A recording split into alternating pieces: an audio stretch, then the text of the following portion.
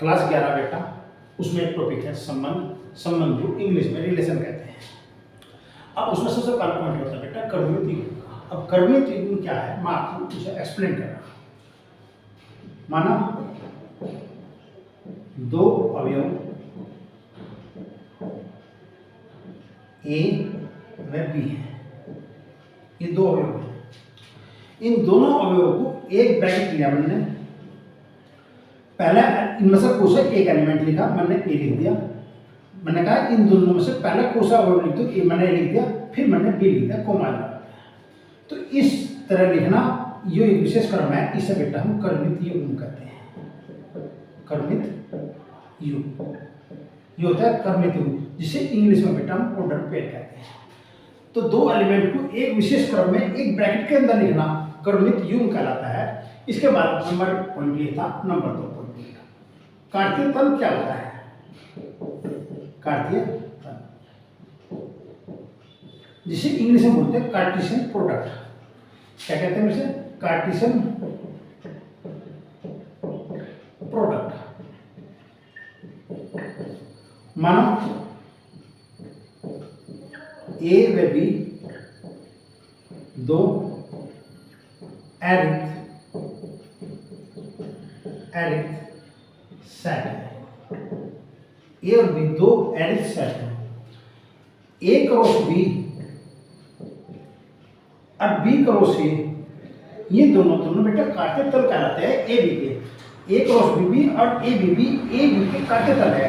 कितने, ए व बी के कार्तीय तल है, कार्तीय तल है। ए क्रॉस बी लिख दो, या बी क्रॉस ए लिख दो, दोनों कार्तीय तल है, परंतु इनका लिखने का जो नोटेशन है, ये जो ए क्रॉस बी लिखा था या बी क्रॉस ए लिखा था बेटा, ये कर्मित युग्म के रूप में लिखा था। हमने एक ब्रैकेट लिया, इस ब्रैकेट के अंदर हमने कर्मित युग्म बना, ये लिखा। तो ए का एक एलिमेंट मैंने लिया ए, बी का एक एलिमेंट मैंने बी लिया, और ए सच दैट ए को बिलोंग करता है और बी को बिलोंग करता है।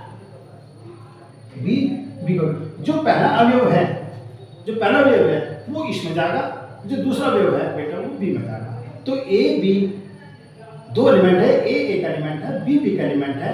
तो इस रूप में लिखने को हम बेटा कर्मित युग्म में लिखेंगे। एलिमेंट एक सेट है, एक सेट बी है, इन दोनों सेट को हम जो है ठीक ऑर्डर पेयर के रूप में लिखते हैं। ऑर्डर पेयर के रूप में जब इन एलिमेंट को लिखा था तो ए क्रॉस बी प्राप्त हुआ, और उसे बेटा हम कार्तीय तल कहते हैं।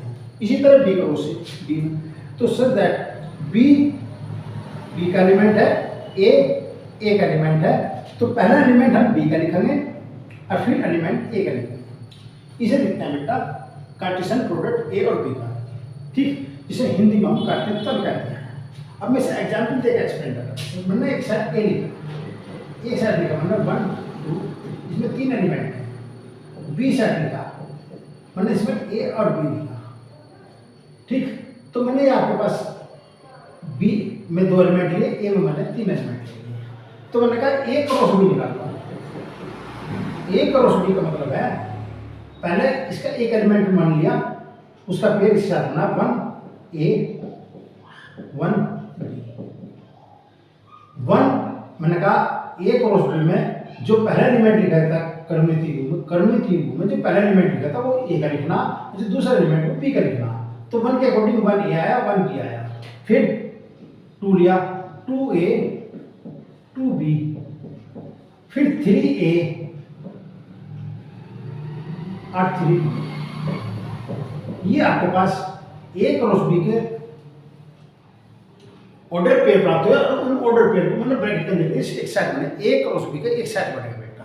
तो ध्यान रखो पहला एलिमेंट 1 1 2 2 3 3 किसका एलिमेंट है, ए का एलिमेंट है।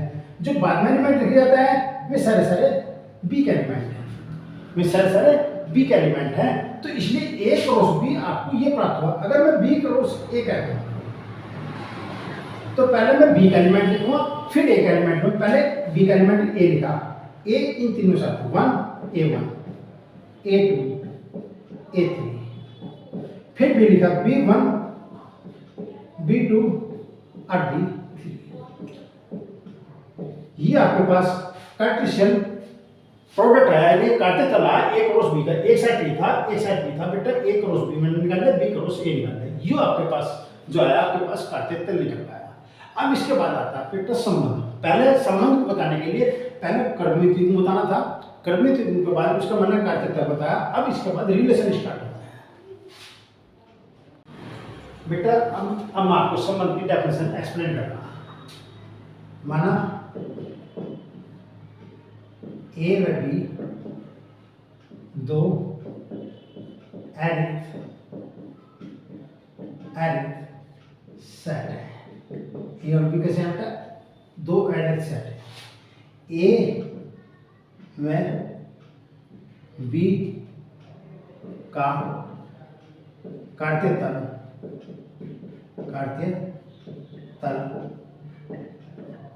ए क्रॉस बी है, ए क्रॉस बी है। ए और बी का काटते तल ए क्रॉस बी और बी क्रॉस ए बी है। मैं आपको ए क्रॉस बी एक्सप्लेन कर रहा हूँ। ए और बी का काटते तल ए क्रॉस बी है। ए क्रॉस बी में जो अवयव प्राप्त हुए उनका मैंने सबसेट निकालना, और वो सबसेट बेटा आर है। तब आर ए से बी पर एक संबंध कहलाता है। क्या लिखा हमने? ए और बी का काटते तल ए क्रॉस बी है। ए क्रॉस बी में जो एलिमेंट प्राप्त हुए, ठीक, उनका सबसेट लिया और उन सबसेट में एक सेट माना आर लिया किसी नियम के तहत। तब वो नियम जो आर है वो ए से बी पर एक संबंध कहलाता है। अब इस चीज को वेरीफाई में करना बेटा, मैंने एग्जाम्पल लिया, एक सेट ए ले लिया, इसमें 1 2 3 एलिमेंट ले लिए, और बी सेट लिया मैंने 4 5। तो मैंने ए क्रॉस बी का काटते तल बनाया 1 4 1 5। पहला एलिमेंट ए का लेके जाएगा, बाद में एलिमेंट पहला फर्स्ट एलिमेंट ए का होगा, सेकंड एलिमेंट बी का होगा। तो 2 4 2 5 3 4 3 5। एक क्रॉस बी में जो अवयवों की संख्या प्राप्त हुई, एक क्रॉस बी में अवयवों की जो संख्या बेटा 6 प्राप्त हुई। अब एक नियम मैंने लिया x और y such that y is equal to x plus 3, y is equal to x plus 3। x एक एलिमेंट है और y b का एलिमेंट है। अगर इस नियम के तहत इसमें से एलिमेंट प्राप्त हो गए तो वो संबंध है, अन्यथा संबंध नहीं है। मैंने आपके पास x का मान 1 लिया, 1 रखा, तो वो x का मान 1 रखने पे x एक एलिमेंट है, 1 लिया, और फिर 1 प्लस 3 कितना 4 प्राप्त हुआ। अब मैंने 2 लिया, जब 2 लिया तो 2 रखने पे 5 प्राप्त हुआ, 2 रखने पे 5 प्राप्त हुआ। जब मैंने 3 रखा, किसमें एलिमेंट 1 2 3 थे, तो मैंने 1 रखा तो मुझे 4 प्राप्त हुआ। जब मैंने 2 रखा तो मुझे 5 प्राप्त हुआ, और जब मैं 3 रखूँगा तो 6 प्राप्त होगा। 6 बी में नहीं है, 6 बी में नहीं है। तो इस नियम के तहत, इस रूल के तहत, इसमें से ए और बी में से जो 6 एलिमेंट प्राप्त हुए थे उनमें से 2 एलिमेंट प्राप्त हुए, 2 एलिमेंट प्राप्त हुए। जब ये 2 एलिमेंट प्राप्त हुए तो ये बेटा रिलेशन कहलाता है। तो तब आर, ये जो आर है ये रिलेशन है। आर इज ए, आर एक संबंध है, आर एक संबंध है, क्योंकि ए सेट के 2 एलिमेंट की इमेज प्राप्त हुई, 2 एलिमेंट का प्रतिबिंब प्राप्त हुआ। 1 एलिमेंट है उसका प्रतिबिंब प्राप्त हुआ 4, और 2 एलिमेंट का प्रतिबिंब प्राप्त हुआ 5। ये मैं आपको आगे बताऊंगा, ठीक। तो 2 ही एलिमेंट का प्रतिबिंब है। अगर ए सेट के सभी एलिमेंटों का प्रतिबिंब प्राप्त होता है तो बेटा वो रिलेशन नहीं होता, फंक्शन होता है। क्या होता है? फंक्शन होता है। अब ए सेट के सिर्फ दो एलिमेंट, एक तो 1 है और एक 2 है, इन्हीं दो एलिमेंटों की इमेज प्राप्त हुई, 1 4 है 2 5, और ये दोनों एलिमेंट इस R A क्रॉस B के सबसेट है। ये जो R है ये R A क्रॉस B का सबसेट है, यानी कि A क्रॉस B में से कुछ एलिमेंट एक नियम के अकॉर्डिंग छांटे गए और में मुझे ये प्राप्त हुए।